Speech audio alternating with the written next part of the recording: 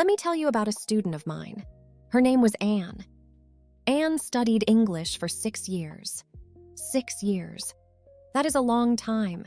She had classes, she had grammar books, she had vocabulary lists, she had online courses, she worked very hard, she had good grades, she passed every test, she could explain every grammar rule. But she could not talk in English. Not naturally, not comfortably.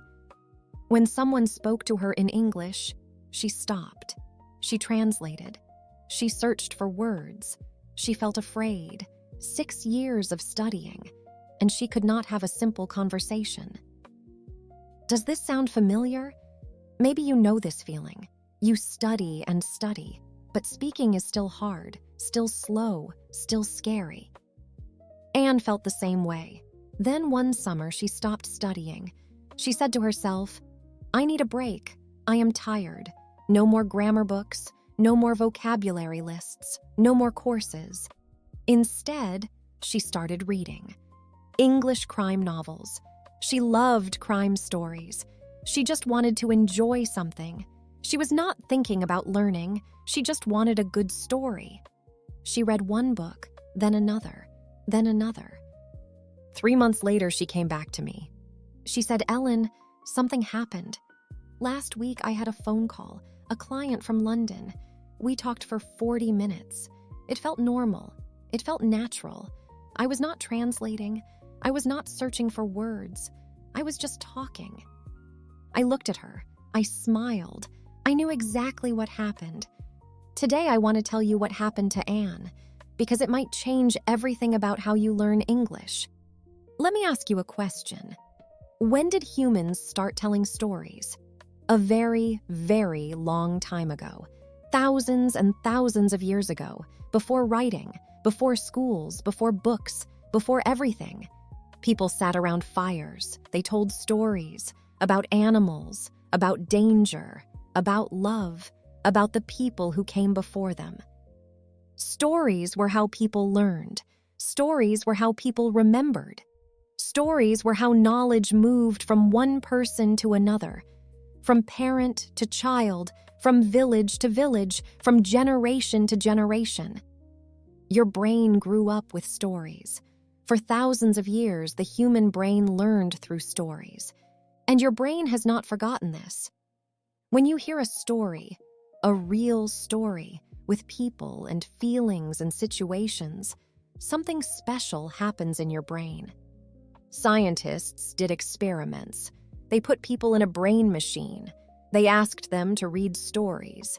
They looked at the brain, and they found something amazing. When you read about a person running, the part of your brain for movement becomes active, the same part that works when you really run. When you read about fear, the part of your brain for fear becomes active, the same part that works when you are really afraid. When you read about food, the part of your brain for smell becomes active. You do not just read a story, you live the story, in your brain, in your body. This is why stories are so powerful for learning, and this is why you remember stories. You can forget a vocabulary list in 3 days, but you remember a story you read 10 years ago. You remember the people. You remember what happened.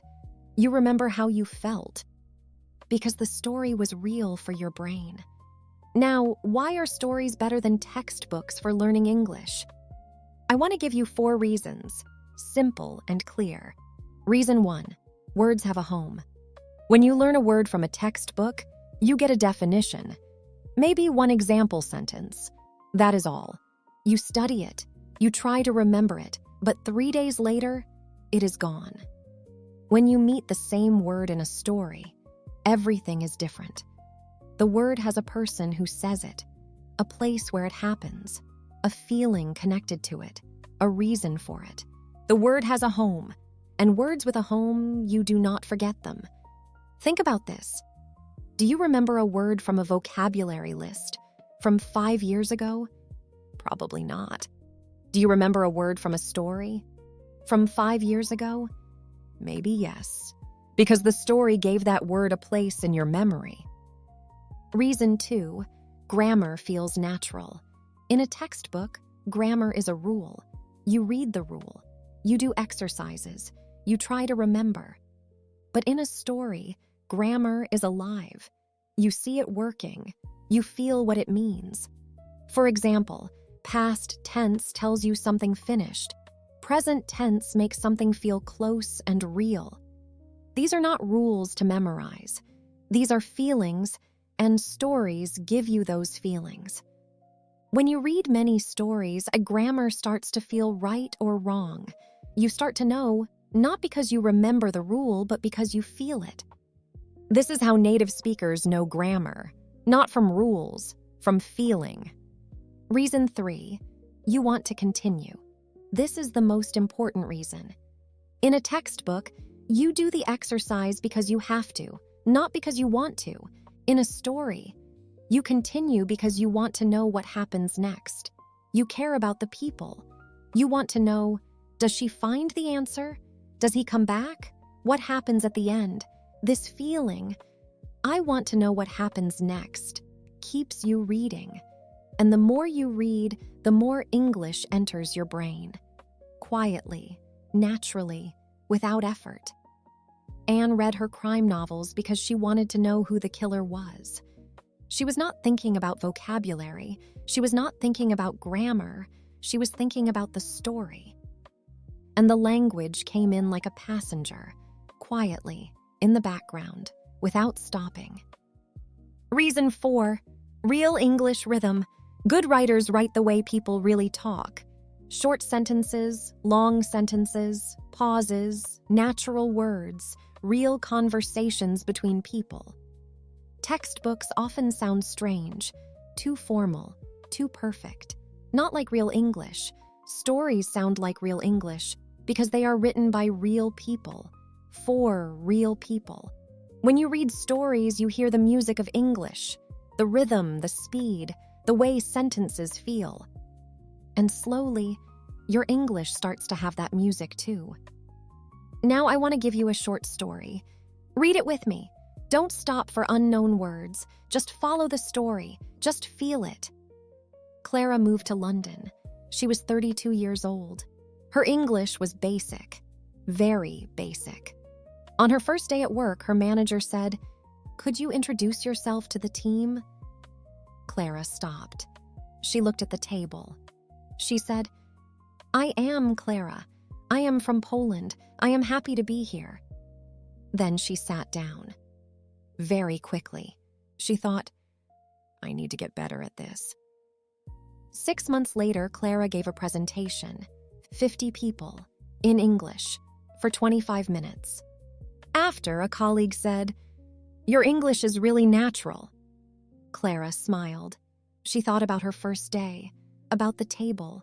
She thought, it was not so long ago. It was not so far. Every beginning is further than it looks. What did you feel at the end? What phrase stayed with you? Every beginning is further than it looks. Say it quietly, right now. Every beginning is further than it looks. You will remember that phrase, not because you studied it, because you felt something when you read it.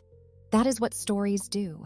They connect language to feeling, and feeling makes memory. Now let's look at some language from Clara's story. Not grammar rules, just real phrases, the way English works in real life. Could you introduce yourself to the team? This is a polite question. Could you? Very common in work English, very natural, very useful. Shadow me. Could you introduce yourself? Say it. Could you help me with this? Say it. Could you say that again, please? Say it. Good. Could you? Is one of the most useful phrases in English. Learn it as one block. Use it everywhere. Now, I am happy to be here. Simple, natural, perfect for any first meeting, any new situation. Shadow.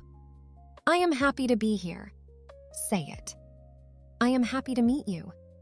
Say it. I am happy to help. Say it.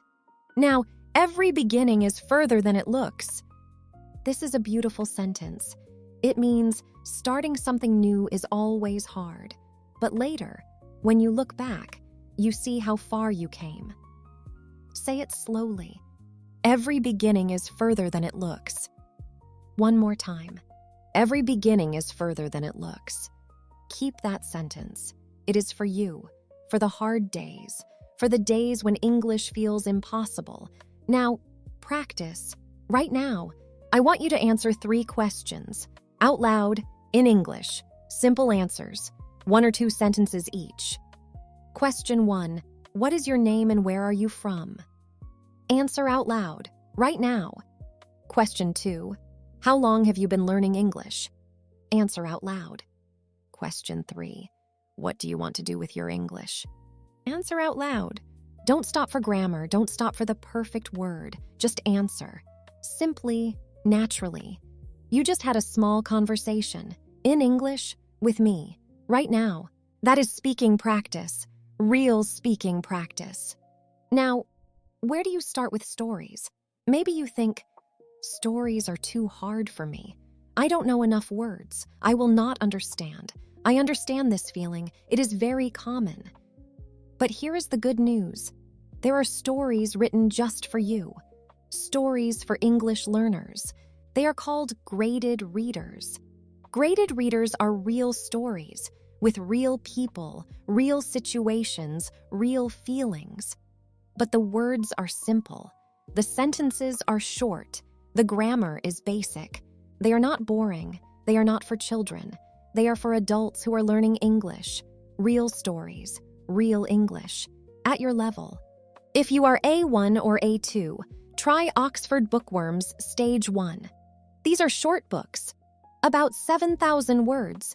You can finish one in a few evenings. If you are A2 or higher, try Stage 2 or Stage 3.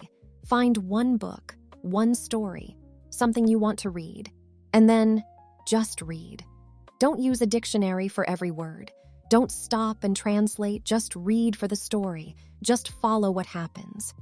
If you understand 60 or 70%, that is enough. Keep reading. Your brain does the rest. And I want to tell you something else. You are already learning English through stories. Right now. This podcast, every episode, is a story.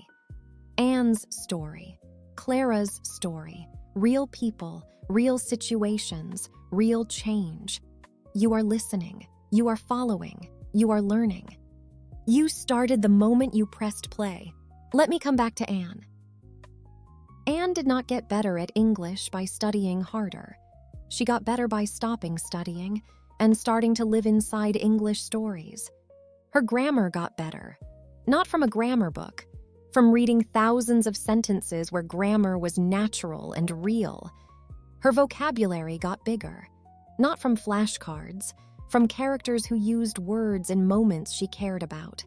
Her speaking became natural, not from speaking exercises, from months of living inside English, feeling it, hearing it, reading it, in stories she loved. Stories are not a shortcut. They are not a trick. They are the oldest way humans have ever learned language, the original way, the natural way, and they still work, better than anything else. Your challenge this week, find one English story, any story, a short book, a few pages online, any level that is a little difficult, but not impossible. Read 15 pages, without a dictionary. Just follow the story, and write in the comments, what are you going to read? Or, if you already read something in English, what story do you remember? What story stayed with you? I want to know. I read every comment. Until next time, live inside the language.